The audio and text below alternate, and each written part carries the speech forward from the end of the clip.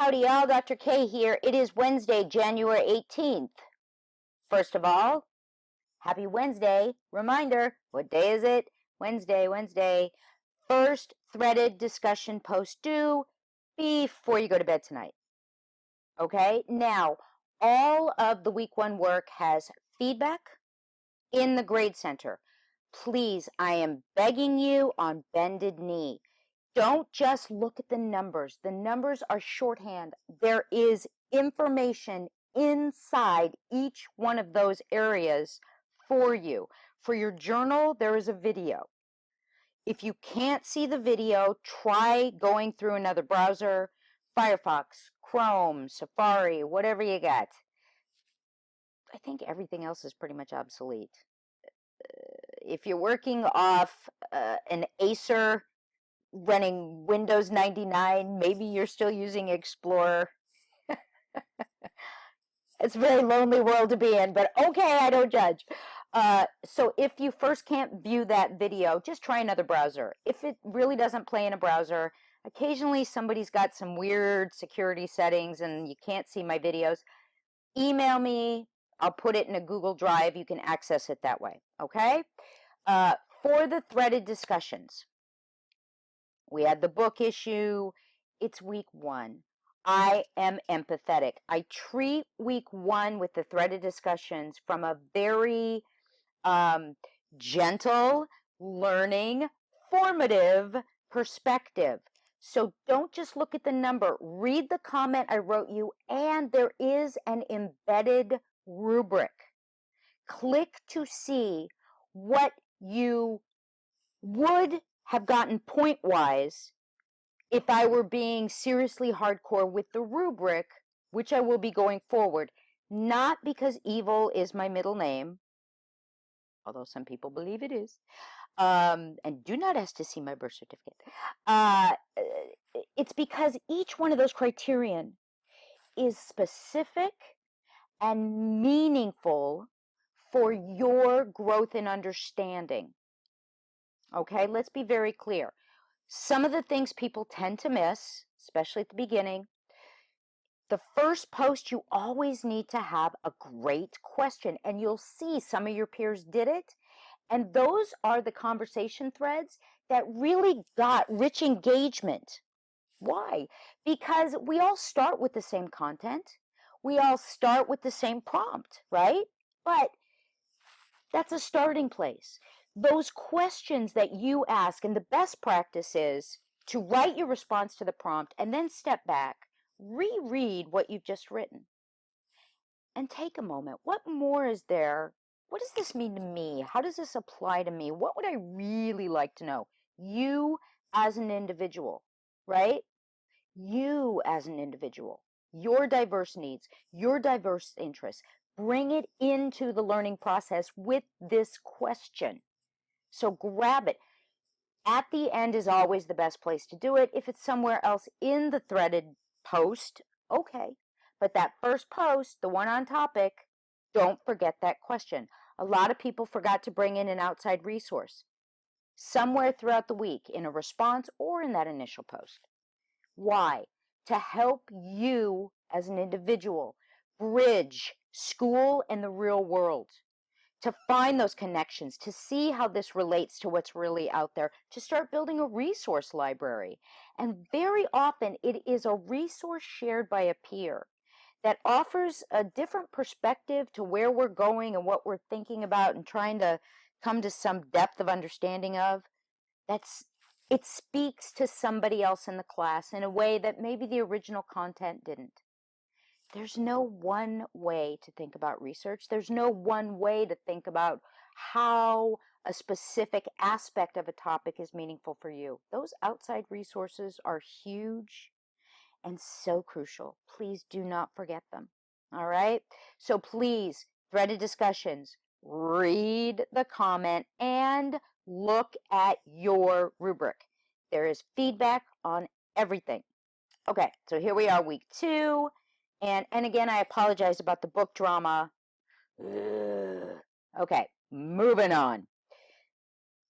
My friends, we have our live meeting this week. Woohoo! I get to talk to you live.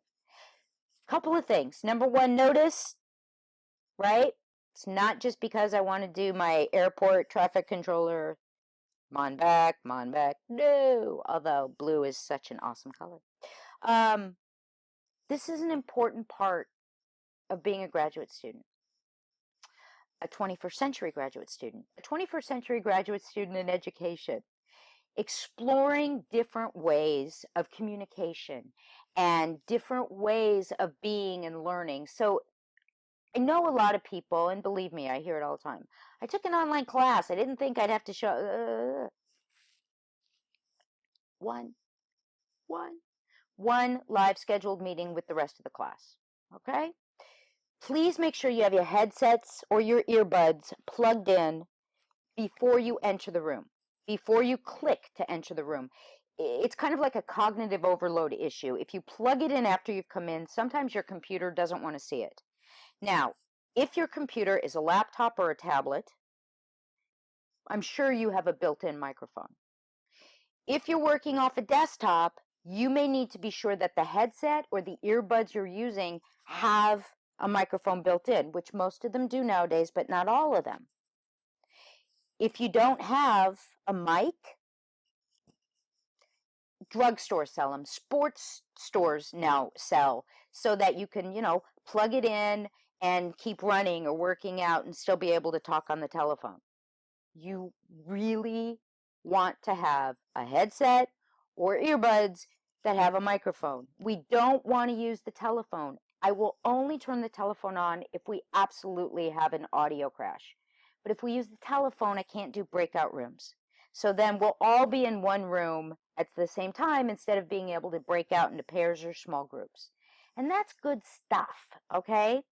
It makes the whole of the experience that much more interesting, engaging, and, you get more one-on-one time. So, please, earbuds or headset with a microphone if you need it. Have it plugged in before you log in. Please log in 10 minutes before meeting starts so we can check all the audio, make sure everybody's good.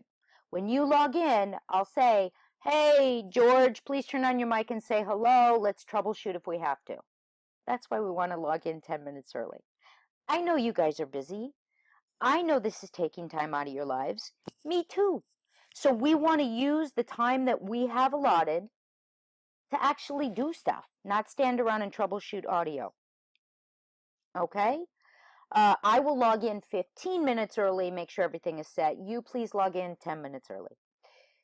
When you log in, now first of all, notice down here, please run this first. Make sure everything is good before the meeting, well before the meeting, like today, tomorrow, well before the meeting, not 5 minutes. Tell your family not to be using the Wi-Fi. Don't be on the internet. You're going to want all the bandwidth. We won't do much with the video cameras because those do take a lot of bandwidth. I will only have mine on for like the first 5 minutes. Tell the family, sorry guys, there's these things called books. Go read those. Get off the computers. No Wi-Fi. Don't be downloading Bitcoins or hacking into the Pentagon while I'm in a meeting, okay? I need the bandwidth. You are allowed to be selfish. Blame it on your professor. My professor said, get off the computer. Now, when you click to log in, it might take a moment to load. Okay. And again, if you have any problems, try another browser. You may need to switch from Chrome to Safari to Firefox or anywhere in there. Okay, you guys won't have this. I'll already have it set up for you. When you log in, oh, it didn't do it because I was already in here. Hold on. Let me exit and log in again. Let me show you something.